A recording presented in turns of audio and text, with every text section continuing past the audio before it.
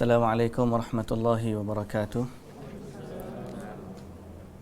Bismillahirrahmanirrahim. Alhamdulillahi rabbil alamin. Wassalatu wassalamu ala asyrafil anbiya'i wal mursalin nabiyina Muhammadin wa ala alihi wa sahbihi ajma'in. Rabbi syrah li sadri wa yassir li amri wahlul 'uqdatan min lisani yafqahu qawli. Amma ba'd. Yang ni dengar? Okey, kata. Dah on. Tak dengar? Tapi suara saya sampai belakangan. Boleh lah, okey lah.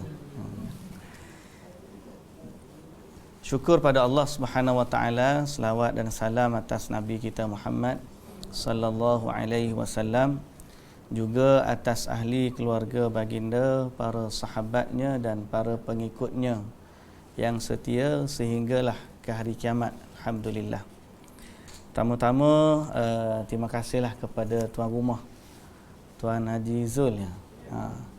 Atas jemputan datang berkuliah di sini, yang merupakan kali pertama di rumah ni, dah kali pertama pun masuk lorong tu. Tak pernah masuk sini.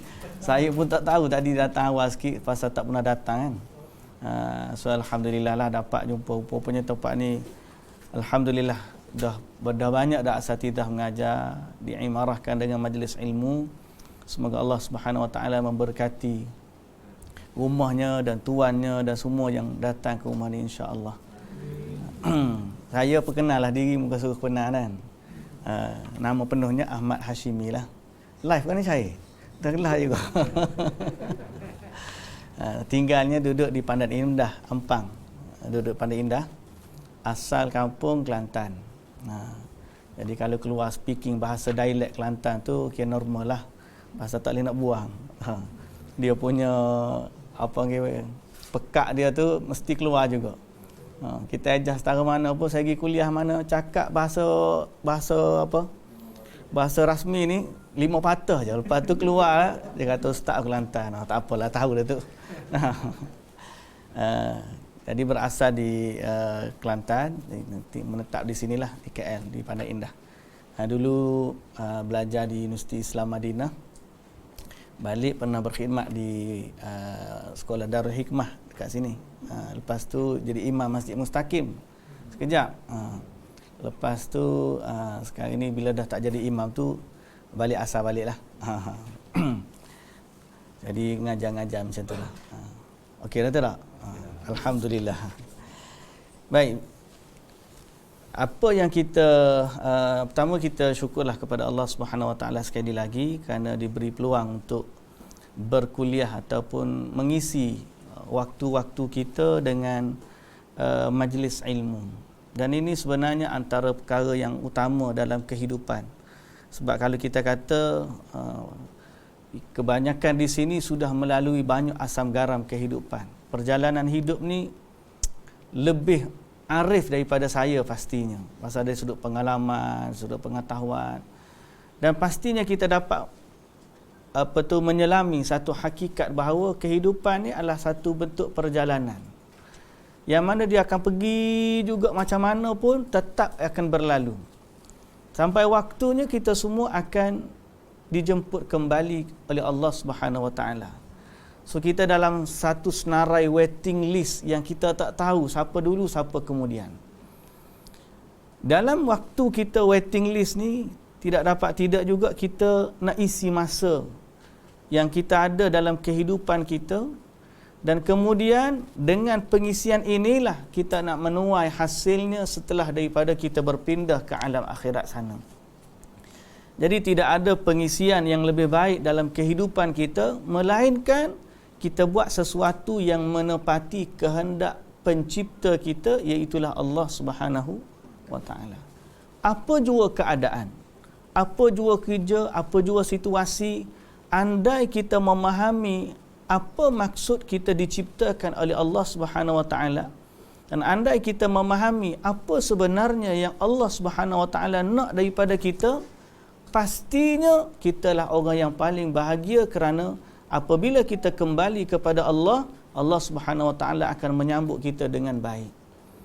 Jadi apa yang penting untuk kita dalam hidup ni, tidak dapat tidak kena back to basic, kenapa kita diciptakan, apa yang kita nak buat dalam kehidupan, macam mana persiapan kita nak kembali kepada Allah. Dan untuk itulah saya bila ada bincang-bincang, kita nak recall balik, nak mengingatkan di saya juga, kita nak baca tentang soal tauhid dan juga akidah. Tambah-tambah lagi perjalanan kita ni makin hari makin mencabar. Makin hari makin mencabar. Kita tidak kembali kepada hulu yang jernih airnya. Tetapi kita makin mengalir ke muara yang makin keruh airnya. Dan akan berakhir di lautan yang kita tak tahu macam mana sifat dia nanti. Mana makin lama makin jauh kita daripada hulunya Islam, iaitu zaman Nabi dan juga para sahabat. Makin kita akhir zaman, muara tu makin keruh air. Zaman ni cabaran, macam-macam bentuk cabaran. Dari sudut akidahnya, dari sudut fiqahnya, dari sudut akhlaknya, macam-macam. So kalau kita setakat ni yang kita boleh kata apa? Kita boleh memberikan gambaran yang indah hanya dengan ilmu.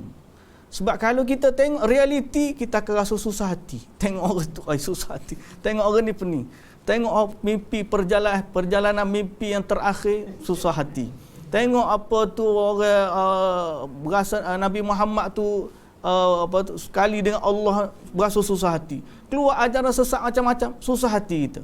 Yang boleh mendamaikan kita ialah bila kita belajar tentang asalnya Islam. Kita dengar cerita tentang bagaimana indahnya Islam dulu. Kita kembali kepada Quran, kita kembali kepada sunnah Nabi SAW. Di situlah titik kedamaian yang kita nak kembali padanya. Sebab itu perlu kita kembali dalam majlis-majlis ilmu ni adalah tempat kita mendamaikan diri dengan ilmu. Sebab tu kalau kita kata Imam Nawawi sebut Riyadhus Salihin, taman bagi orang-orang soleh, tu betul lah. Sebab di situlah orang-orang soleh berehat. Dalam majlis ilmu ni kita rasa kedamaian. Oh, gitulah Islam yang sebenarnya. Sebab kalau kita tengok kepada realiti hari ni, sakit kepala boleh jadi. Tak? Macam-macam orang kita jumpa. Orang Islam, tapi macam-macam orang. Macam-macam fitnah yang timbul. Sama ada dari sudut kehidupan beragama ataupun kehidupan bermasyarakat. Pening kadang-kadang. Jadi sebab tu, kalau kita nak rasa damai balik, kita kena pejam pada dunia realiti. Kita mudik ke hulu, orang kan? Bahasa istilah analogi banyak pagi ni. Pasal orang panggil ni sastrawan belaka dekat sini ni. Okay. Mudik ke hulu maknanya kita kembali ke zaman asal Islam melalui pembacaan dan kajian ilmu. Barulah kita rasa alhamdulillah indahnya Islam. Barulah kita rasa kita nak berpegang teguh dengan apa yang diwahyukan oleh Allah. Barulah kita tahu satu masa nanti kita nak kembali kepada kampung halaman kita. Nak kembali kepada pencipta kita. Itulah asal yang sebenar dan tempat tinggal kita yang awal sekali Nabi Adam AS diciptakan. Itulah berada dalam syurga Allah Subhanahu Wa Taala. Tapi tetap juga kita kena berjalan sampai waktu kita dijemput, dan bekalan kita biarlah kita ambil daripada asalnya. Daripada air yang jernih itulah kita gunakan sebagai bekalan kita untuk menuju muara. Maknanya pegangan kita dengan Al-Quran dan As-Sunnah, walaupun kita hidup di zaman penuh pancaroba, di zaman penuh dengan perselisihan pendapat, di zaman penuh dengan fitnah, dan paling kita bimbang akhir zaman datang Dajjal. Di saat itu kita ada bekalan yang menyelamatkan kita. Kita boleh minum dari air yang jernih, dari sumbernya yang asal, iaitulah Al-Quran dan juga As-Sunnah. Jadi mudah-mudahan atas dasar itulah kita berjalan dan bergerak. Okey. Dan sebagaimana saya sebut tadi, saya nak baca tentang soal akidah, soal tauhid. Kerana itu adalah kita panggil dia punya main, kita punya software yang perlu kita ada dalam diri kita. Asas kepada kehidupan kita. Dan untuk perkara tersebut, kita ambillah beberapa. Ni ada satu kitab sebenarnya, tapi kitab Tauhid ni mungkin pernah dengar, pernah baca. Tapi yang menghimpunkannya adalah ayat Quran dan juga hadis-hadis Nabi berkaitan dengan tauhid. Nak guna nama kitab pun boleh, ataupun kita boleh sebut tentang, kita bincang ayat-ayat Al-Quran dan hadis-hadis Nabi yang menyentuh tentang tauhid kepada Allah. Boleh juga kita katakan nama begitu. Ayat-ayat Quran dan hadis-hadis Nabi yang berkait dengan tauhid. Okey. Tentang mukaddimah dia lah, tentang mukaddimah bab tauhid. Dan tauhid ni, bila kita belajar tentang tauhid, dia adalah kefarduan yang paling utama. Disebut sebagai a'zamul faraid. Ilmu tauhid adalah kefarduan yang paling utama. Bila kita kata kefarduan yang paling utama, kerana itulah Nabi-Nabi diutuskan, kerana itulah manusia diciptakan, dan kerana itulah kitab diturunkan. Tertegaknya langit dan bumi adalah untuk maksud mengesakan Allah Subhanahu wa ta'ala. Jadi tujuan pertama sekali atau ilmu paling utama dalam hidup kita adalah ilmu tauhid. Ilmu paling utama sekali dalam kehidupan kita adalah ilmu tauhid. Sebab kalau kita kata Allah Azza wa Jalla ni, kenapa dia cipta kita? Kan Allah walam yaku syai'. Dulu ada Allah je, Nabi kata. Dulu ada Allah. Tak ada sesuatu pun selain daripada dia. Dulu-dulu, punya dulu-dulu. Sebelum ada makhluk, hanya ada Allah Azza wa Jalla. Kan Allah walam yaku syai'. Sebelum tu tak ada apa pun. Hanya ada Allah. Itu asas kepada tauhid. Sebab apa? Sebab Allah wal awwal wal akhir. Dia yang terawal, yang tidak ada sebelumnya sesuatu. Dan dia yang terawal, tidak ada permulaan baginya. Kan Allah alam, dia yang istimewa. Kalau kita kata setiap sesuatu mesti ada awalnya, itu selain Allah. Bila kita kata Allah, dia ada sebelum daripada semua ada, dan tidak ada permulaan baginya. Logik kata logik, kita boleh kata dia memiliki hukum tersendiri yang tidak ada pada manusia dan makhluk. Kalau dia sama dengan makhluk, no point dia jadi Tuhan. Kan? Mesti kalau manusia kata tasalsul ni kita kata kesinambungan. Daripada ada sebelumnya tiada. Kita ni daripada ayah kita, ayah kita anak-anak siapa Nabi Adam alaihissalam. Daripada tak ada barulah jadi ada. Tasalsul dipanggil kesinambungan. Mesti ada satu titik poin berakhir. Makhluk dia akan ada satu titik poin berakhirnya dia. Tapi pada Allah Subhanahu wa taala dia tak ada. Dia adalah Tuhan yang tidak pernah ataupun tidak ada permulaan baginya dan tidak ada pengakhiran. Sebab dia Allah. Jadi bila kan Allah mula-mula selepas daripada itu Allah Subhanahu wa taala menciptakan makhluk.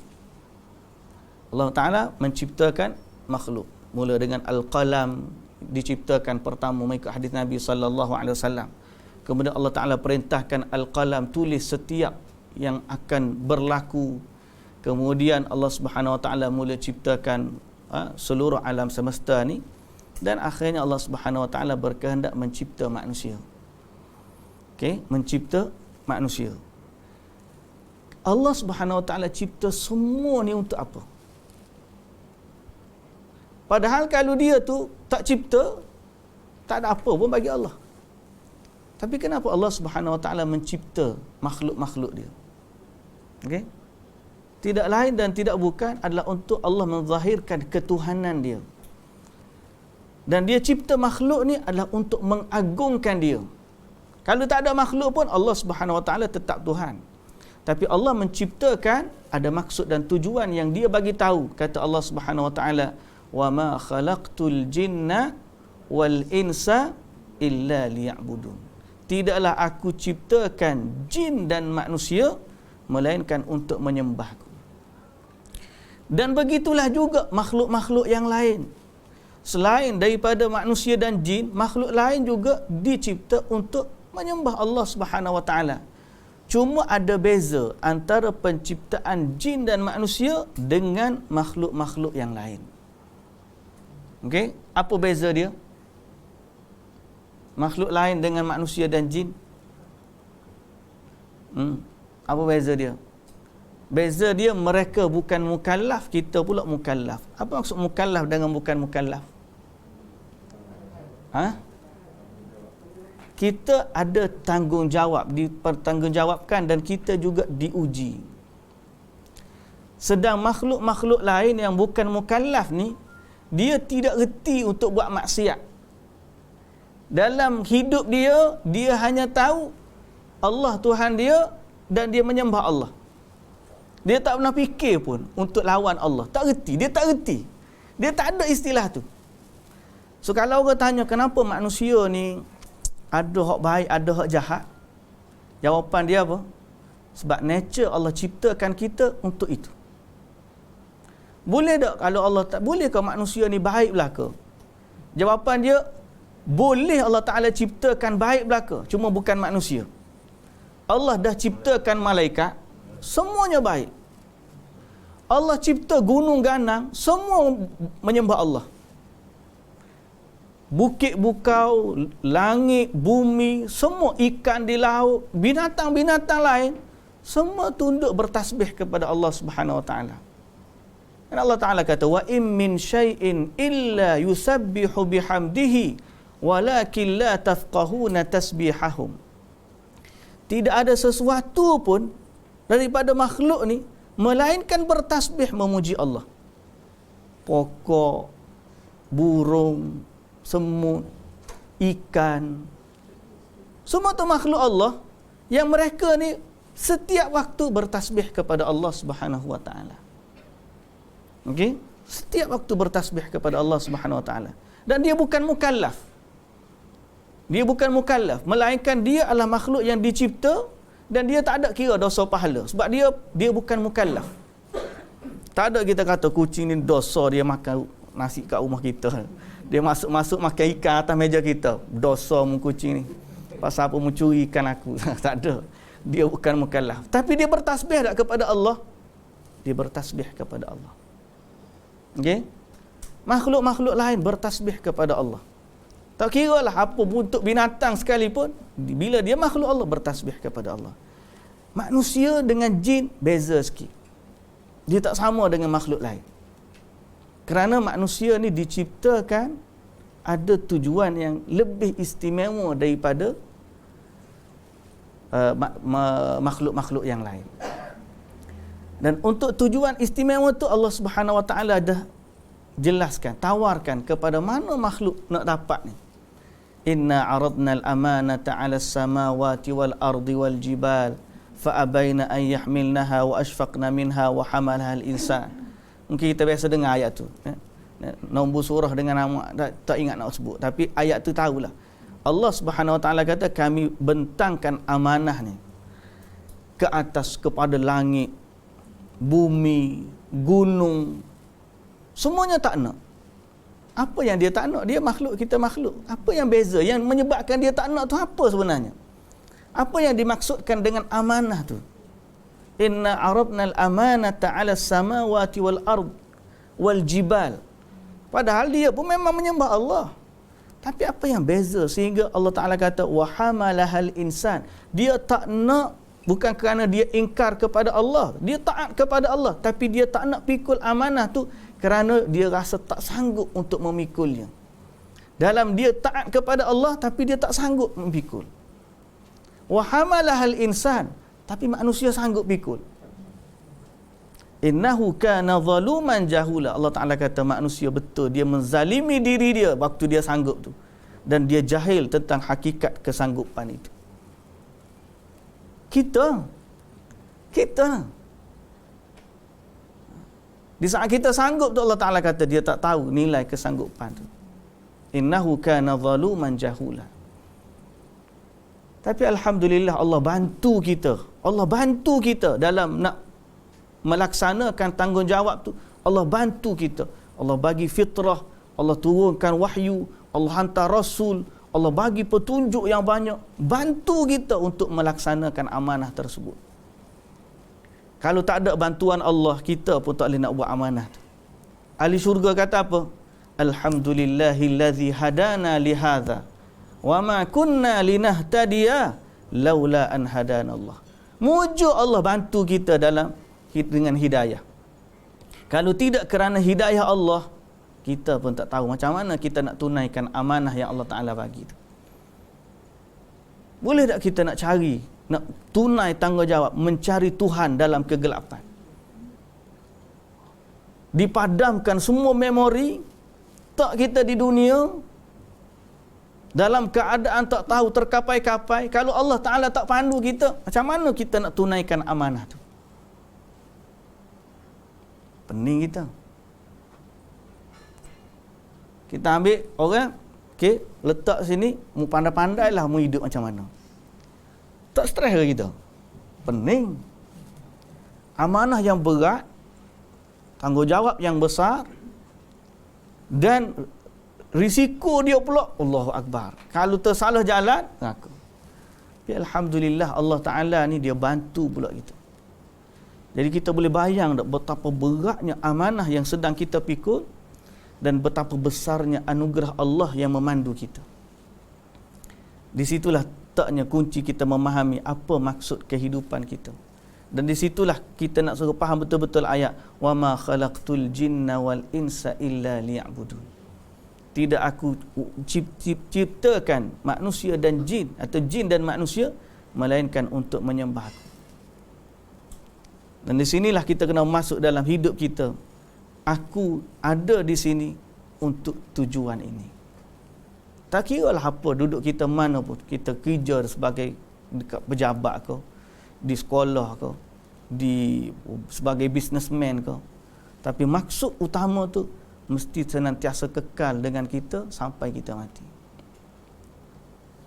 Dan matlamat apa panggil garis akhir kehidupan kita, perjalanan kita ni, di saat kita melintasi garisan penamat tu, maka kita berada dalam keadaan bawa amanah tu dengan sempurna.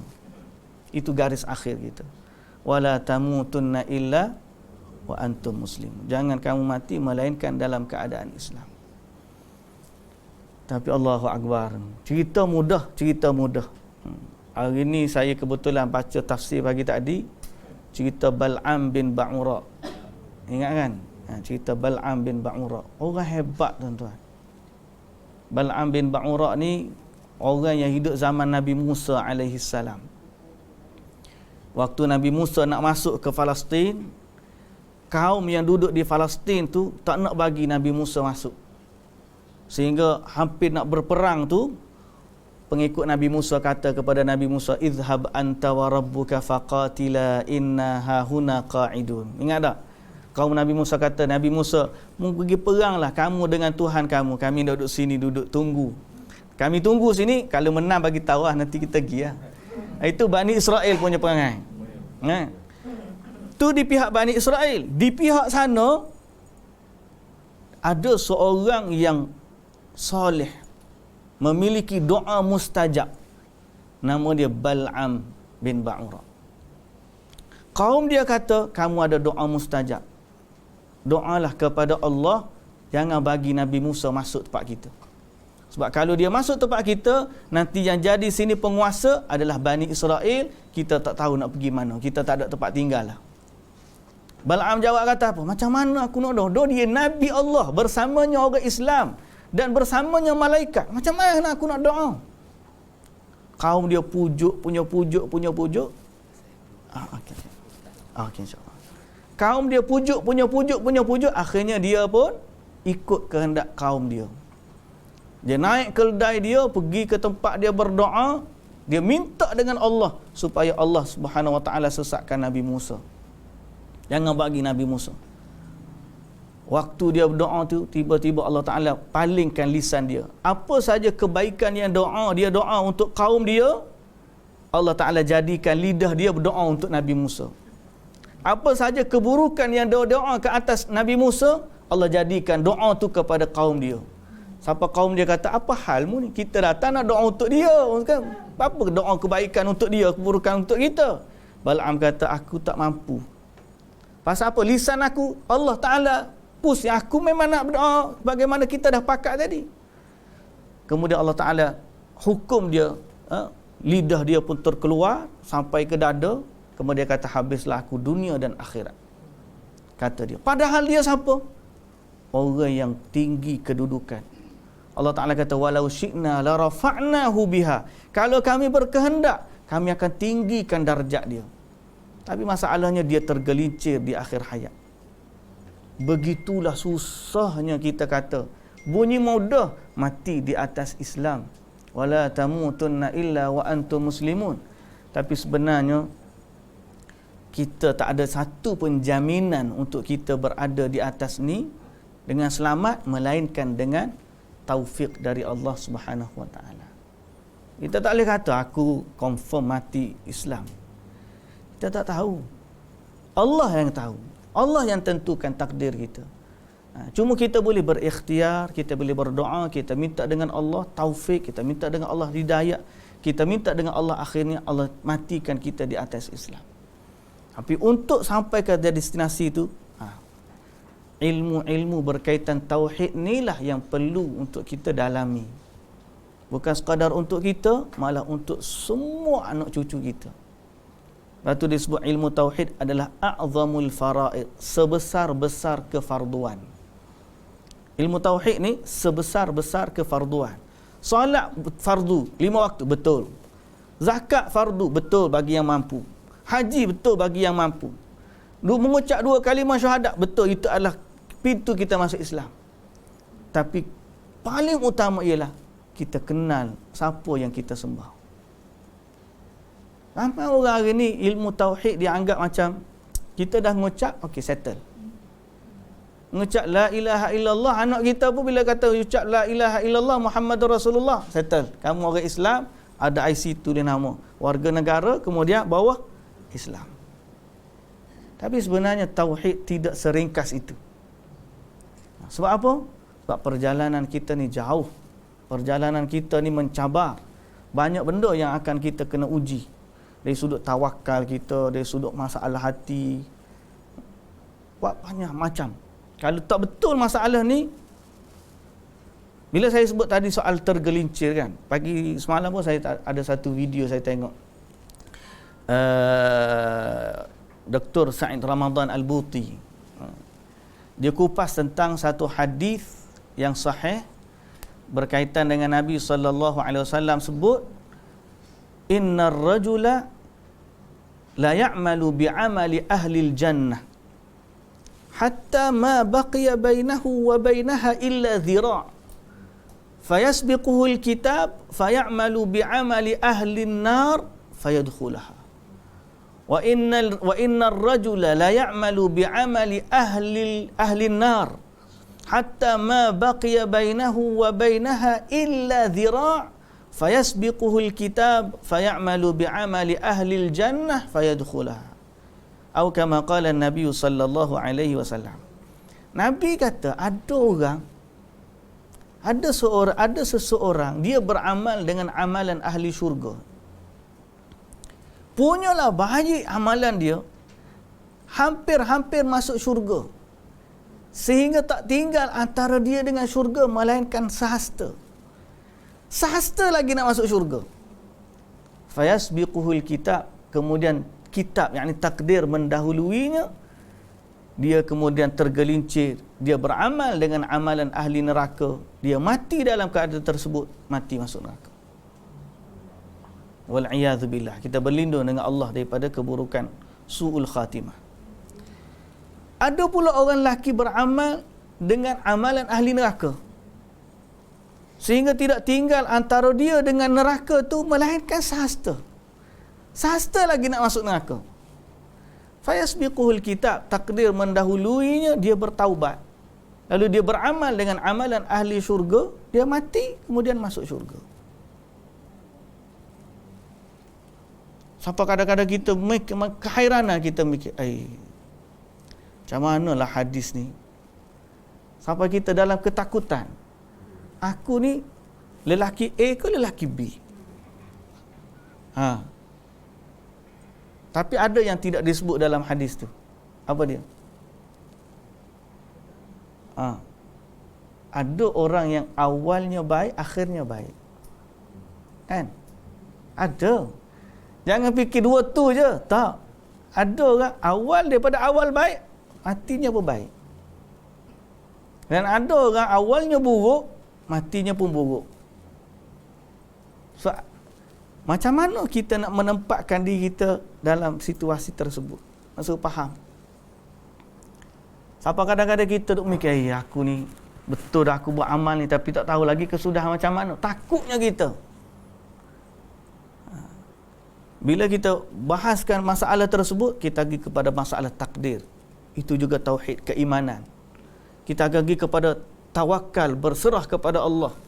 Kita pergi kepada soal hidayah, minta dengan Allah. Semuanya berkaitan dengan akidah kita.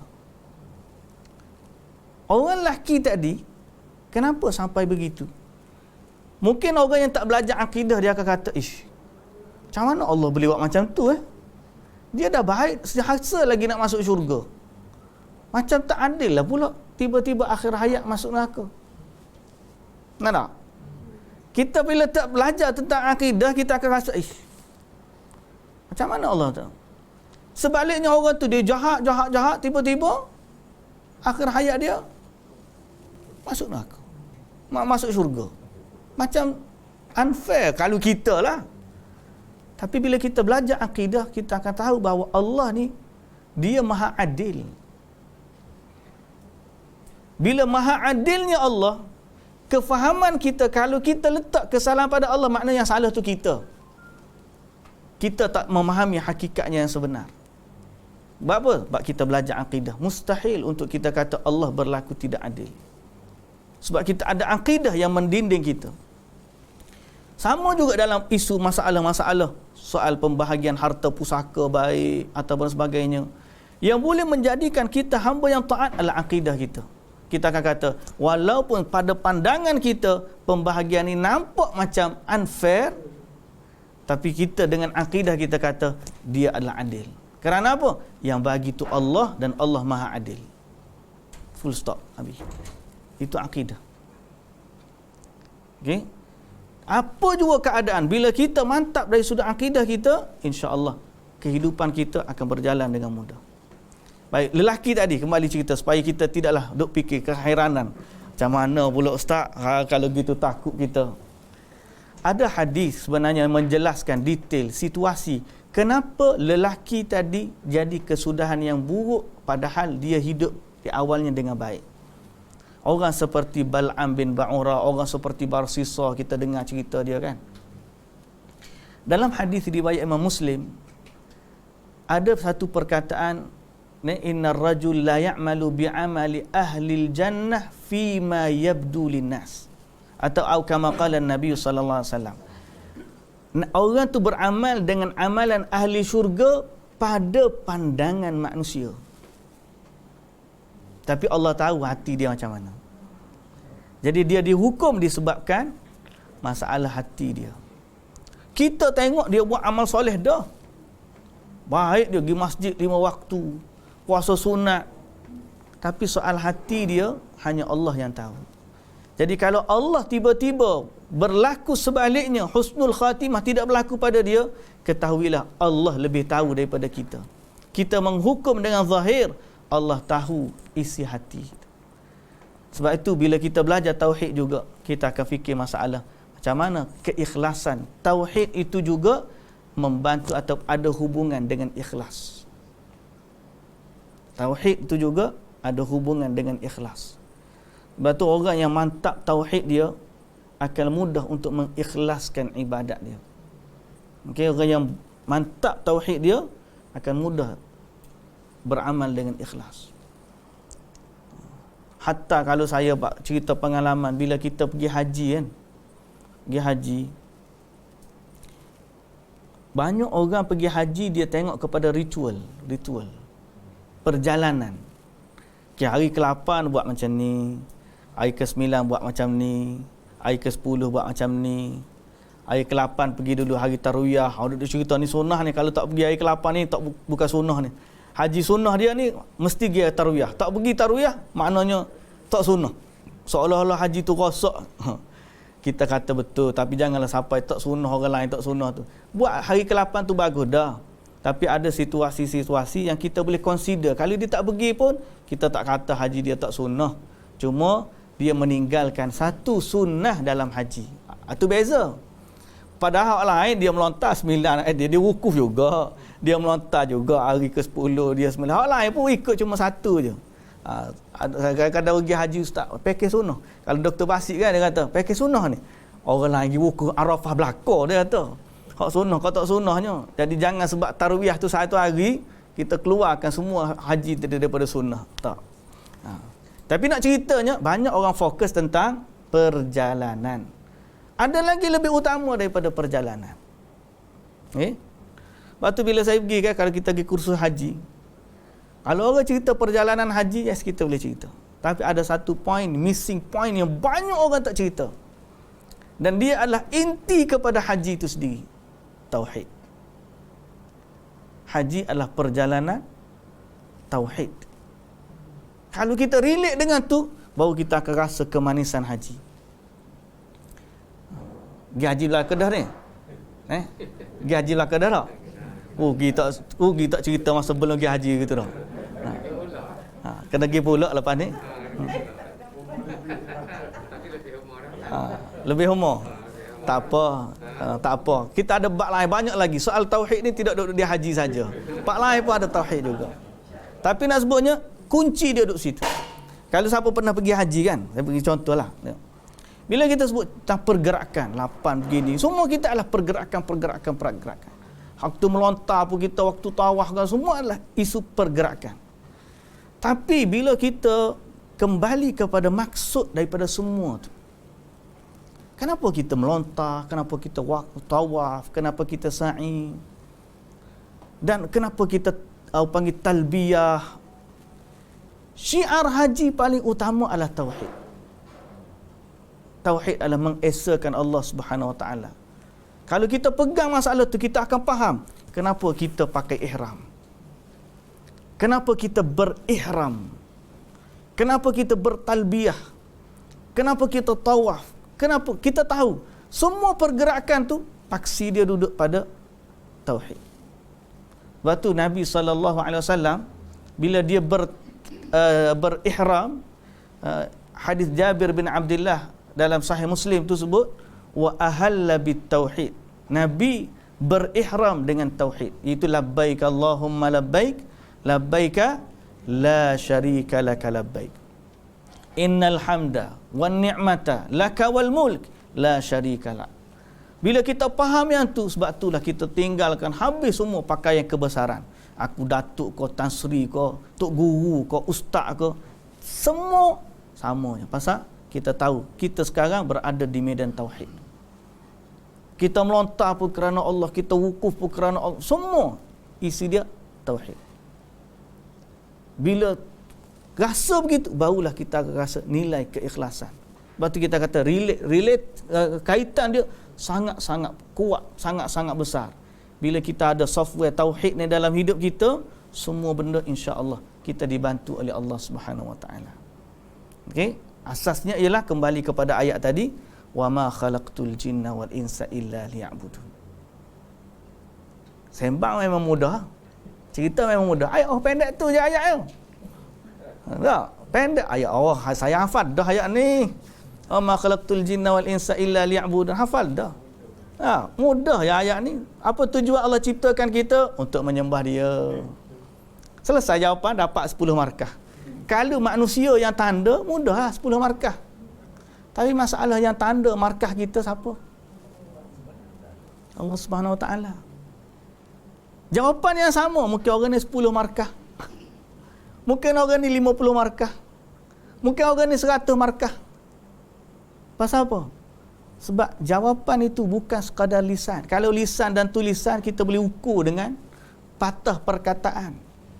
Tapi jawapannya duduk di sini. Tahap tinggi iman tu ngucap sama belaka. Tapi tahap tinggi rendah dia tu, orang ni ngucap la ilaha illallah Muhammadur Rasulullah 50 markah kita tahu. Orang ni ngucap la ilaha illallah Muhammadur Rasulullah 100 markah kita tak tahu. Sebab apa? Yang bagi markah bukan kita. Kalau ustaz tanda ketahu boleh. Okey. Ngucap belakang, ngucap. Okey, 10 markah ustaz bagi belakang. Tak ada masalah. Tapi yang bagi markah kita siapa dia? Allah. Macam mana kita nak memenuhi kehendak Allah Subhanahu Wa Taala? Yang tu sangat-sangat penting. Betul lah kita kata ilmu tauhid adalah kefarduan yang paling utama. Okey? Ilmu tauhid adalah kefarduan yang paling utama. Okey? Wa qad ja'ala Allahu fi kulli zamani fatratin minar rusul baqaya min ahli ilm. Dan untuk menjaga nilai itulah Allah Ta'ala bantu kita, saya sebut tadi, Allah hantar Rasul. Dan setiap Rasul, kita semua tahu, tugas setiap Rasul adalah untuk mengajak manusia kepada Tauhid. Okay? Untuk mengajak manusia kepada Tauhid. Dan Allah Ta'ala akan jaga Tauhid ini sampai hari akhirat. Pasti akan ada orang yang beriman kepada Allah. Sehingga sebelum berlakunya kiamat, barulah orang Islam tu mati semua. Bila orang Islam mati, tinggallah orang-orang yang kafir saja, maka berlakulah kiamat. Tapi Alhamdulillah, sebelum kiamat tu, akan senantiasa ada orang yang menjaga tauhid. So kita ni telah jauh daripada zaman Rasul. Tapi kita juga sedar akan kepentingan untuk berada di atas jalan Rasul. Dan kunci untuk menjaganya masih lagi ada. Al-Quran dan juga As-Sunnah. Oleh kerana itu, bergabunglah, bahasa kita mudah, bergabunglah dengan ahli-ahli tauhid yang sebenar. Orang yang berpegang teguh dengan Al-Quran dan juga As-Sunnah. Dan jumlah mereka sikit ke ramai? Ya ke sikit? Dia ada dua dimensi. Dua dimensi lah. Kalau kita tengok pada orang sezaman, dia sedikit. Okay? Tapi kalau kita tengok dari sudut keseluruhan, dia ramai. Sebab tu umat Nabi SAW, dia umat paling ramai. Walau orang kata ni tauhid ni apa pokok ni dia menentang apa panggil as-sawadul a'zam, apa panggil dia menentang majoriti lain tak gitu, dia je majoriti ikut zaman kita. Tapi kalau kita kumpulkan sejak daripada zaman sahabat, ini adalah asas yang sama, zaman tabi'in, zaman tabi'ut tabi'in. Even kalau kita sebenarnya buka pandangan kita dengan lebih luas, sebenarnya majoriti makhluk, bila saya sebut makhluk, bukan manusia sajalah, majoriti makhluk sebenarnya beriman kepada Allah. So bila kita beriman kepada Allah, jaga tauhid, dalam arti kata kita menggabungkan diri dengan makhluk-makhluk yang lain, malah makhluk-makhluk yang lain kerana iman yang ada pada kita, dia pula mendoakan kita. Malaikat doa, pokok doa, semut doa, ikan pun doa. Dalam hadis sebut, betul kita sedikit, orang kata kita mungkin orang Islam ni sedikit je jumlah dia. Betul kalau kita tengok daripada dimensi yang pertama. Tapi kalau kita tengok angle yang kedua, sebenar-benarnya orang Islam ni, dia adalah orang yang didoakan oleh sekalian makhluk. Walaupun kita kata kita sikit ya, orang tengok sikit, tapi sebenarnya Allah Subhanahu Wa Taala memuliakan orang-orang yang menjaga tauhid. Alhamdulillah yang telah memimpin kita, memberikan hidayah kepada kita untuk beriman kepada Allah. Kena senantiasa sebut Alhamdulillah. Alhamdulillahilladzi hadana lihadza wa ma kunna linahtadiya laula an hadana Allah. Baik. Kemudian Allah Subhanahu Wa Taala menjadikan, setelah daripada itu, Allah Subhanahu Wa Taala bila menurunkan panduan agama, dia malah mewajibkan pula. Bukan sekadar orang panggil apa? dia bagi tunjuk jalan, tapi dia mewajibkan pula. Ini menunjukkan kasih sayang Allah kepada kita. Ada beza tak tunjuk jalan dengan mewajibkan?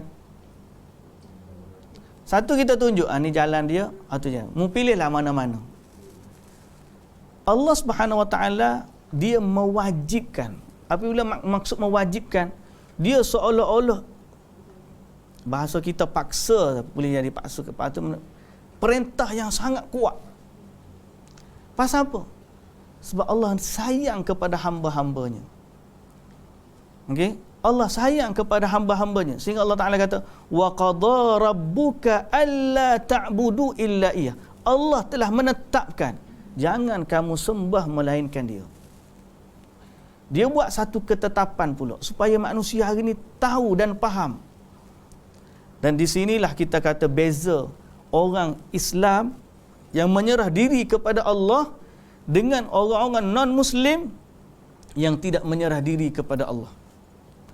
Bila kita mengaku Allah tu Tuhan, kita ni hamba, menjadi satu kewajipan untuk kita ni menyerahkan diri kita kepada Allah. Dan itulah yang sebenarnya terkandung dalam syarat la ilaha illallah Muhammadur Rasulullah. Saya ingat semua tahu belaka dah syarat la ilaha illallah. Pernah belajar kan? Kita ulang kaji balik. Bila kita mengucap la ilaha illallah, kan ada 7 syarat. Ada 7 syarat kalimah itu dikira valid oleh Allah Subhanahu Wa Taala. Kita siapa pukul apa? 11.30. 5 minit lagi. Ustaz yang alik orang lain kata, lama ustaz ni patut bertidur ni. Nah, ada 7 syarat untuk syahadah kita valid. Makna kalau kita mengucap saja tanpa 7 syarat ni, syahadah tersebut tidak memberikan manfaat sedikit. Maksud tidak memberikan manfaat, mana tak boleh masuk syurga. Seperti halnya orang munafik. Orang munafik mengucap tak? Mengucap. Oh, dia hebat pada kita lagi. Bukan setakat mengucap, solat belakang Nabi. Di Madinah tu, solat belakang Nabi. Solat. Mengucap, bahasa Arab faham pada kita. Tapi syahadah dia tidak bermanfaat untuk dia sedikit pun. Kenapa? Sebab dia tak cukup syarat. So ada 7 syarat ni kita kena jaga. Pasal apa? Allah bila kata tauhid, dia satu kewajipan yang Allah fardukan. Bukan kita boleh pilih. Aku nak atas dunia ni, memanglah Allah tu Tuhan yang benar. Tapi sepulanglah siapa nak sembah Allah boleh, siapa tak nak sembah Allah siapa. Tidak begitu, tidak. Sebab tu ada kelaziman antara tauhid hak kita dak belajar rububiyah dengan uluhiyah tu kan. Nanti kita sampai kepadanya nanti. Tapi nak sebutnya Allah mewajibkan kita. 7 syarat apa dia? 7 syarat. Pertama, ilmu. Ilmu ni apa? Tahu apa maksud la ilaha illallah. Hak tauhid saya sebut tadi lah. Allah satu yang menciptakan kita. Syarat yang kedua apa dia? Yakin. Mana dengan keyakinan kita betul hanya Allah yang cipta kita. Selain daripada Allah, bila kita tengok orang lain sembah patung mana sekalipun, kita tetap kita kata yakin hanya Allah Tuhan aku. Even hak tu tak ada kuasa. Mari Dajjal akhir zaman. Mari Dajjal. Dajjal. Tahu kan kekuasaan Dajjal apa? Dajjal very powerful.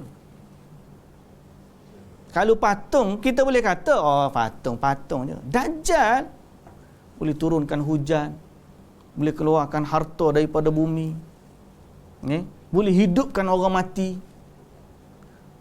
Siapa yang tak kuat tauhid dan tak yakin kepada Allah, dia rasa betul juga Dajjal ni.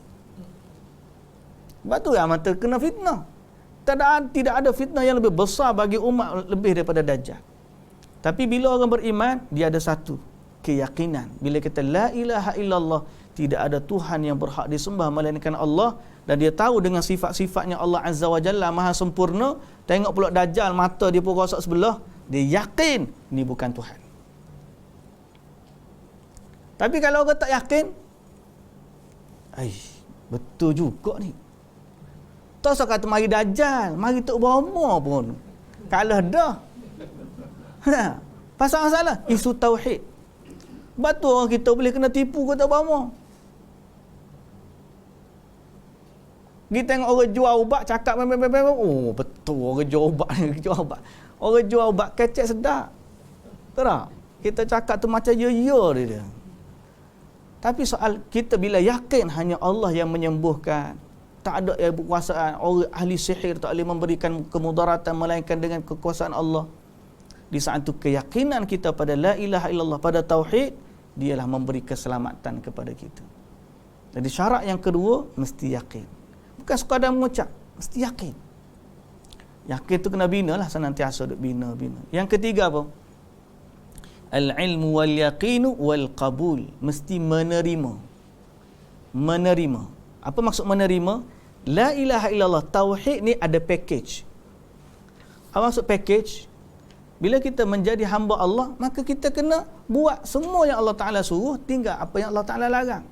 Apa yang Allah Ta'ala suruh, itulah package Islam tu. Kena salat 5 waktu, puasa Ramadan.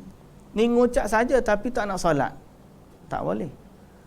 Ada orang kata dia kenal Allah tapi dia tak nak ikut syariat. Pernah dengar kan? Ahli makrifat ni, geng-geng makrifat. Kau tak pernah dengar makrifat? Tak kenal nama ni. No. Area sini ya, banyaknya area sini.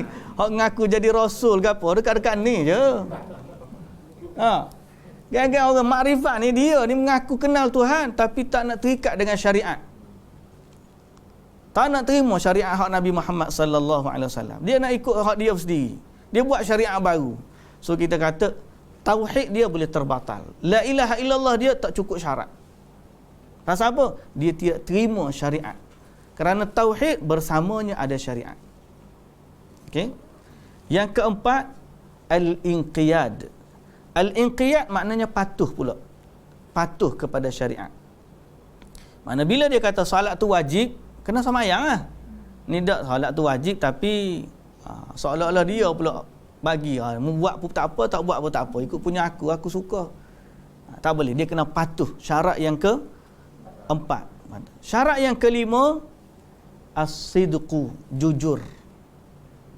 Mesti jujur.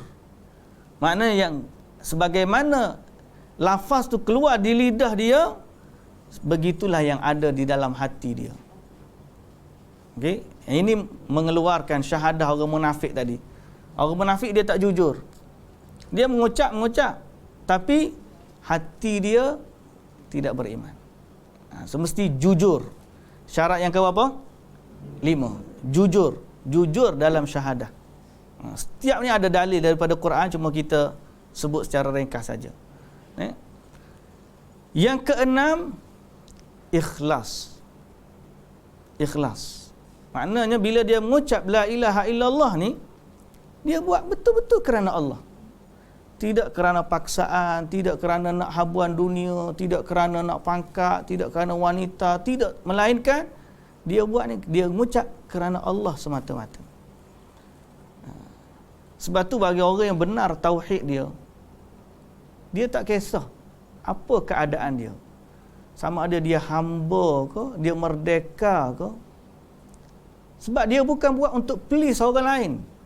Kalau dia ni nak jaga hamba nak jaga tuan dia, mesti dia tanya dulu, "Tuan, saya nak masuk Islam boleh tak?"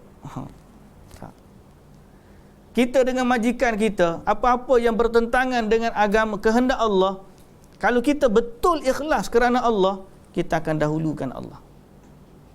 Pasal apa? Pasal kita terikat dengan la ilaha illallah. Okey? Tapi kalau kita please lain daripada tu, tak boleh lah. Nanti orang ni kata apa, nanti orang ni kata apa. Ini pasal apa masalah orang lain ni? Dia suka please sangat orang lain. Suka layan, suka jaga hati. Kadang sampai-sampai dia jaga hati non-Muslim lebih daripada dia jaga hak Allah. Pasal apa? Dia kembali kepada ikhlas ke tidak dia mengucap la ilaha illallah. Betul ke dia mengucap kerana Allah? Ataupun kita mengucap ni hanya dikarenakan sebab kita ni lahir dalam keluarga Islam. Jadi kalau kita sekadar lahir dalam Islam, kita kata mudah-mudahan Allah terima daripada kita. Tapi nak banding dengan orang yang betul-betul ikhlas ni. Kita tak tahulah percentage dia tu.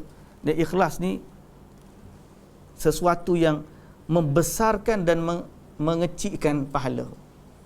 Beza. Ikhlas ni dengan ikhlas pahala boleh jadi besar. Dengan kurangnya ikhlas boleh jadi kecil.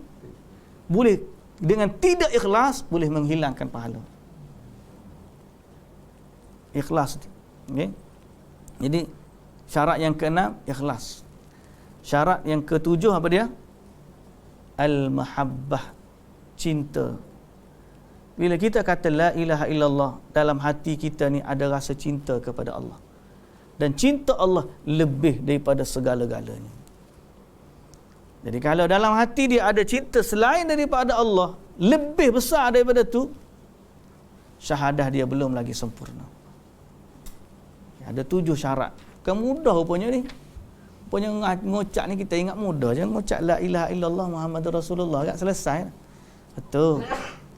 Tapi kadang-kadang kita tak sedar benda tu pun ada. Kalau kita tanya soalan tak boleh jawab betul. Tapi kadang-kadang dalam bab ni dia sudah ada dalam diri kita. Mudah-mudahan Allah jaga itulah. Di saat kita kata la ilaha illallah, sebenarnya kita tak boleh sebut 7 syarat tu. Waktu kita sebut tu ada dah dalam diri kita. Alhamdulillah. Okay? Maknanya kita buat tu kerana Allah, kita tahu la ilaha illallah, kita tunduk dan patuh kepada Allah. Semua tu adalah kewajipan yang Allah Ta'ala fardukan kepada kita. Okey? Begitu juga Allah Ta'ala mengharamkan kita daripada syirik. Allah mengharamkan kita daripada syirik dan dia merupakan hak Allah yang paling utama kepada kita. Baik, berkaitan dengan tu ada satu hadis.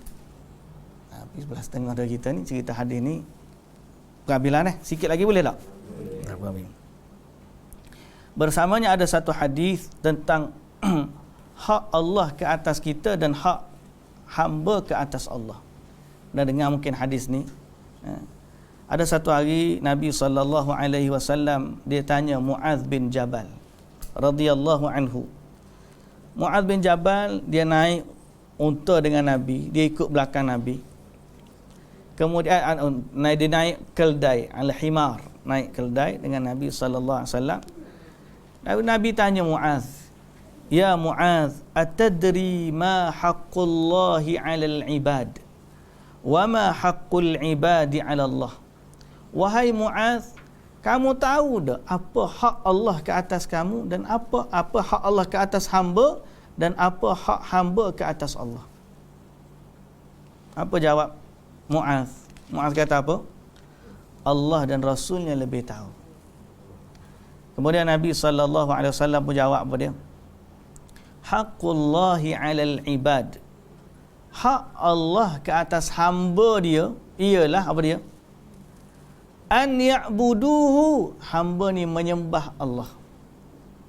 Wala yusyriku bihi syai'a, dan tidak mensyirikkannya dengan sesuatu. Itu hak Allah ke atas kita. Bila kita sebut hak ni kita kata apa dalam bahasa putih apa hak? Right. Apa beza right dengan privilege? Privilege ni dia nak bagi kat kita kan, keistimewaan. Bila kita kata beza antara hak Allah ke atas kita, memang betul Allah ni ada right atas kita. Tapi hak kita terhadap Allah, kita sebenarnya tak ada hak, melainkan Allah bagi itu privilege untuk kita. Boleh faham tak? Okay. Kita sebenarnya tak ada apa-apa. Kalau Allah Ta'ala tak cipta kita pun tak apa. Kita tak ada right atas Allah. Tapi Allah ada right atas kita. Pasal apa? Sebab dia cipta kita. Cuma Nabi sebut kepada kita apa hak Allah ke atas hamba, apa hak hamba ke atas Allah. Yang hak hamba ni adalah privilege yang Allah Ta'ala nak bagi kepada hamba. Okay? Kalau Allah Ta'ala tak bagi pun tak ada apa. Pasal Kita tak ada apa, kita tak ada right nak tuntut dengan Allah. Kalau dia nak matikan kita, dia boleh matikan kita. Kalau dia tak nak ciptakan kita, itu dia punya suka, muka dia Tuhan. Tapi Allah Azza wa Jalla telah bagi satu privilege kepada kita. So Nabi SAW tanya Mu'adh, kamu tahu tak hak Allah ke atas hamba dan hak hamba ke atas Allah? Dalam bahasa kalau kita nak tu, apa right Allah ke atas kita dan privilege yang Allah bagi untuk kita terhadap Allah? Kata Nabi SAW, hak Allah ke atas kita maknanya kita tidak menyembah melainkan Dia dan tidak mensyirikkan Allah dengan sesuatu. Dan apa privilege yang Allah bagi untuk kita bila kita buat macam tu? Allah Ta'ala, Nabi SAW kata, hak hamba ke atas Allah ialah Allah tidak mengazab sesiapa pun yang tidak mensyirikkan Dia. Alhamdulillah, ada satu jaminan privilege yang Allah bagi kepada kita, keistimewaan. Okay? Siapa-siapa yang tidak mensyirikkan Allah dengan sesuatu, Allah bagi kepada dia satu keistimewaan, bahawa Allah tidak akan mengazab orang yang tidak berbuat syirik. Ini adalah nikmat tauhid. Okay? Ini adalah nikmat tauhid yang Allah Subhanahu Wa Taala bagi kepada kita. Bertambah tak kasih sayang kita kepada Allah bila kita tahu macam tu. Sebab tu hamba ni jangan berkira dengan Allah seperti mana dia rasa itu hak dia. Manusia ni kadang-kadang bila terlalu banyak privilege, dia menyangka itu adalah right dia. Terlalu banyak privilege yang Allah bagi kat kita. Allah ni kalau tak bagi nikmat kat kita pun, Allah bagi makan kat kita, Allah bagi minum, Allah bagi pakai, Allah bagi kesihatan. Privilege ke right? Privilege. Semua tu Allah bagi kat kita. Tanpa kita bayar, tanpa apa. Semua Allah bagi. Tapi bila sampai satu tahap, kita marah Allah Ta'ala tak bagi. Kita anggap itu adalah right kita, hak kita untuk mendapatkan semua nikmat tu. Sehingga akhirnya kita lupa untuk bersyukur kepada Allah. Padahal kalau kita belajar tentang tauhid ni, kita tak tahu mana yang sebenarnya kedudukan kita dengan Allah. Kita hamba kot. Kalau Allah bagi kat kita tu privilege. Macam ada seorang tuan dengan hamba dia, makhluk sama-sama ni. Memanglah tuan dia ni baik. Dia bagi pakai apa yang dia pakai. Dia bagi makan apa yang dia makan. Dia bawa berjalan lagi. Sampai satu tahun, sampai satu waktu, hamba ni marah ketua dia. Kenapa tak bagi saya makan? Kita kata, Allah ni siapa tuan, siapa hamba ni? Betul tak? Pasal apa? Dia terlalu selesa dengan privilege sehingga dia rasa itu adalah hak dia. Kita dengan Allah, jangan lupa bahawa kita sebenarnya hamba, Allah tu Tuhan. Tapi Alhamdulillah, Allah ni sangat maha pengasih dan penyayang. Dia bagi privilege kat kita dan dia bagi kepada kita lebih daripada yang kita berhak sebenarnya. Apa dia? Dia tidak akan mengazab seorang pun yang tidak mensyirik. Maknanya orang yang bertauhid kepada Allah, tidak menyembah selain daripada Allah. Dan ini adalah kenikmatan yang sangat besar sehingga Mu'adh radhiyallahu anhu kata, ya Rasulullah, afala ubashshirun nas? Wahai ya Rasulullah, boleh tak aku nak bagi khabar gembira ni kepada manusia semua?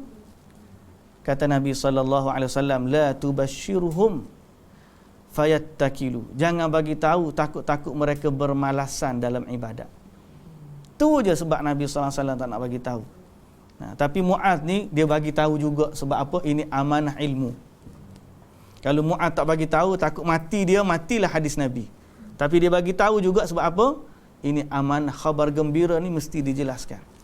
So kita bila dengar, Alhamdulillah, syukurilah nikmat Allah. Dalam masa yang sama, berusahalah dengan beramal sebanyak mungkin untuk mendapat privilege yang Allah Subhanahu Wa Taala bagi kepada kita ni. Wallahu ta'ala a'lam. Sebelah 40 hari kita ni. Itulah yang dapat kita sebut pada hari ini berkaitan dengan tauhid, hakikat dan kedudukannya pada bab yang pertama.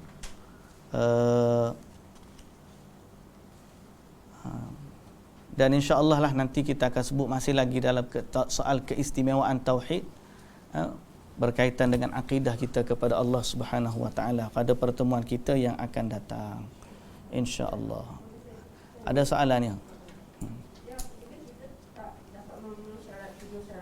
Ya.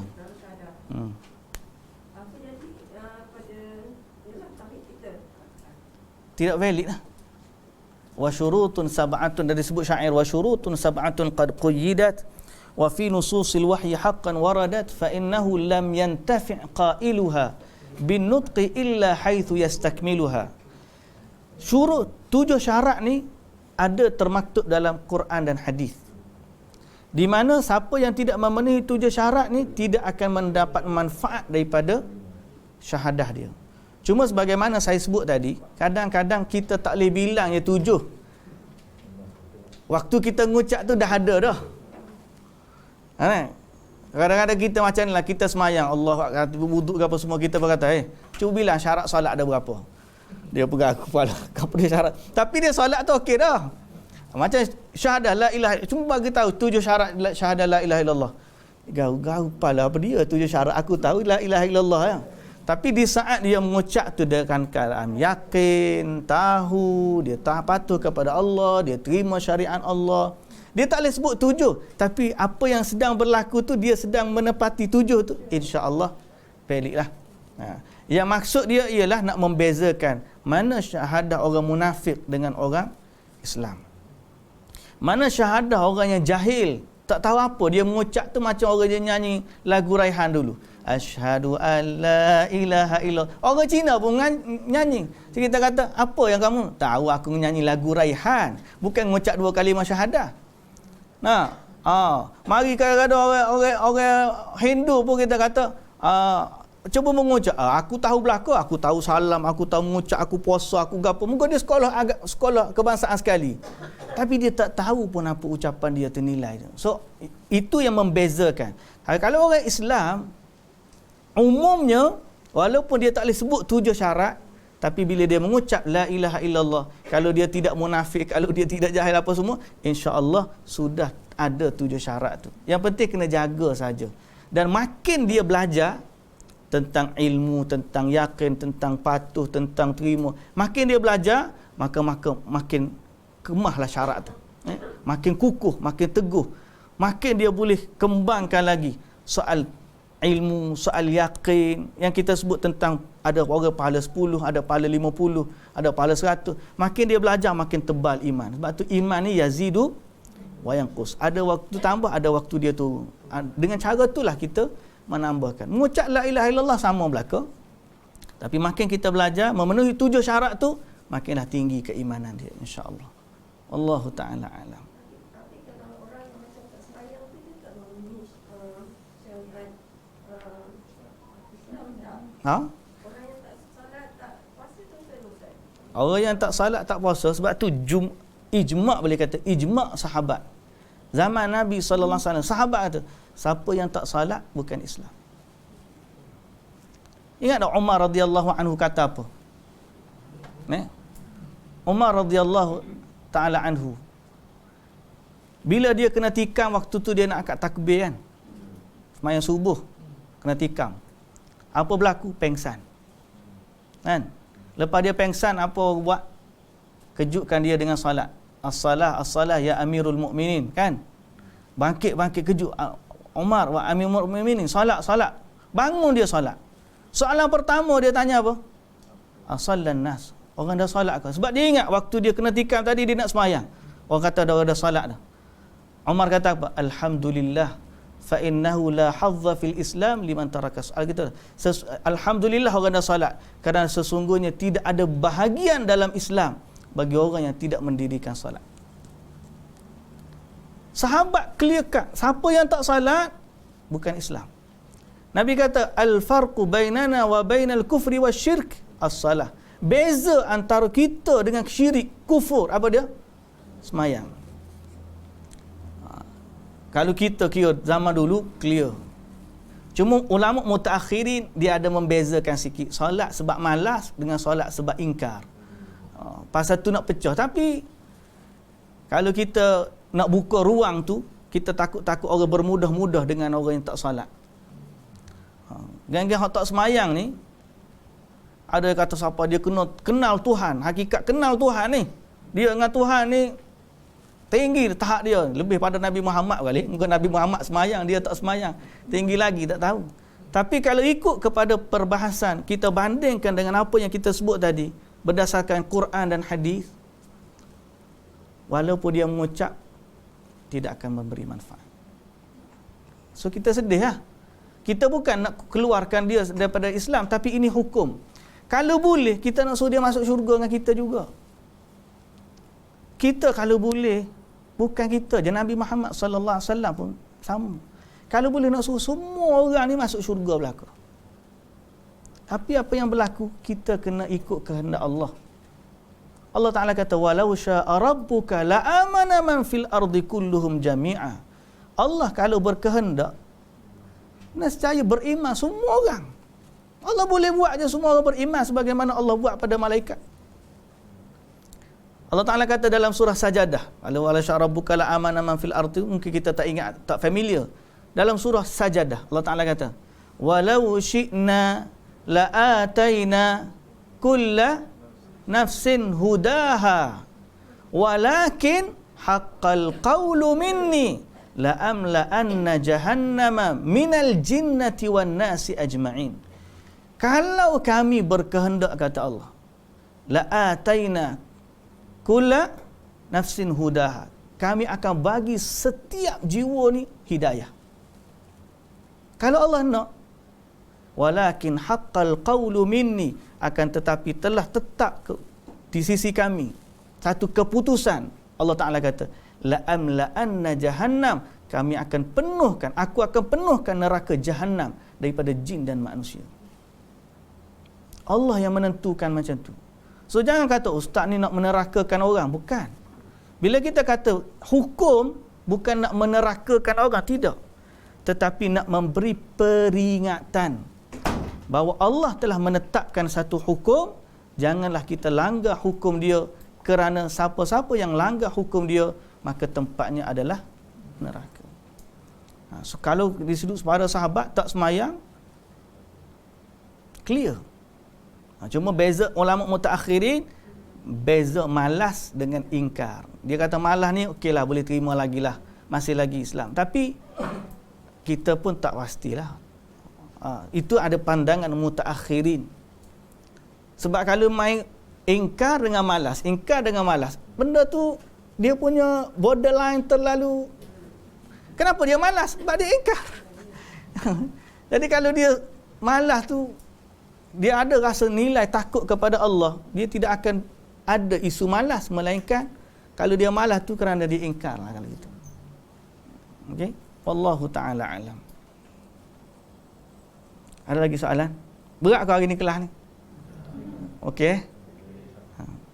Mungkin pergi dah, minggu depan tak marilah ustaz.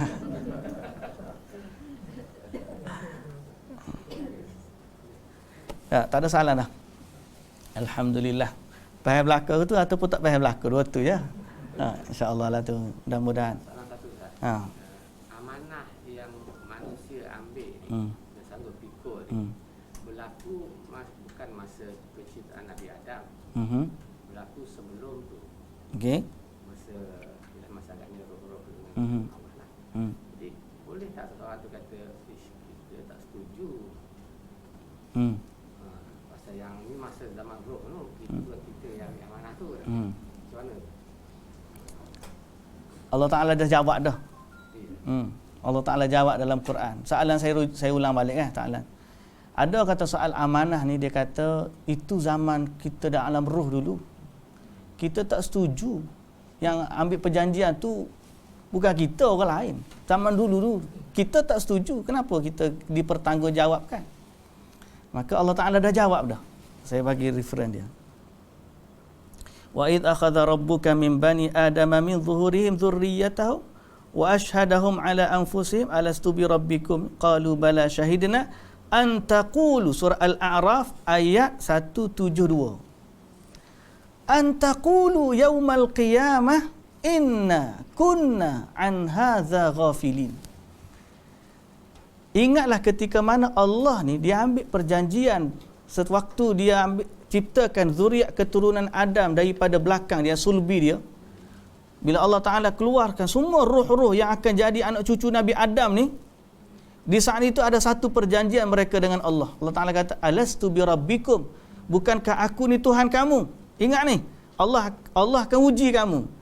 Sekarang ni perjanjian kita, the deal is alastu birabbikum, aku Tuhan kamu kan? Bahasa mudahlah ni.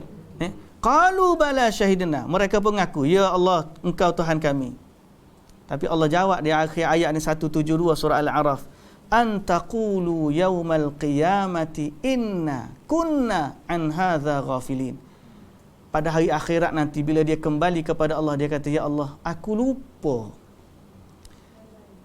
lupa akan perjanjian tersebut. So menjawab soalan tadi, kita tak buat apa perjanjian tu. Bukan kita tak buat, kita yang buat. Sebab tu Allah cipta kita hari ni. Cuma hari ni kita lupa. Kita ada waktu tu. So kita kata, kamu kata saya tak buat perjanjian apa dengan Allah. Hari ni kita jawab macam tu.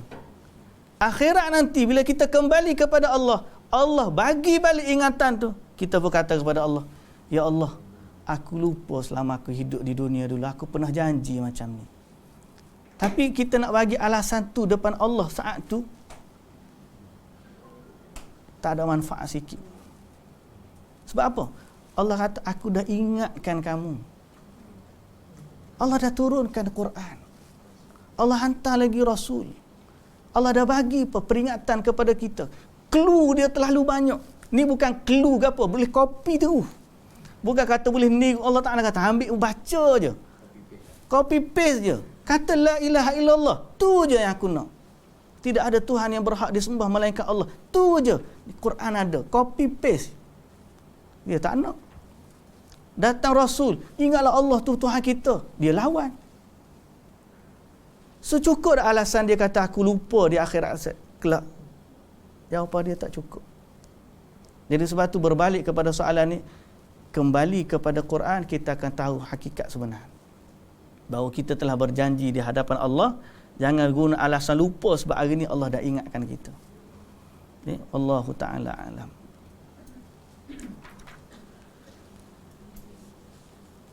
Tak ada. Kalau tak ada, kita tangguh sekat tu dululah. InsyaAllah. Mudah-mudahan panjang umur kita jumpa lagi lah berbicara tentang tauhid. Wallahu ta'ala alam. Subhanakallahumma wa bihamdika asyhadu an la ilaha illa anta astaghfiruka wa atubu ilaik. Assalamualaikum warahmatullahi wabarakatuh.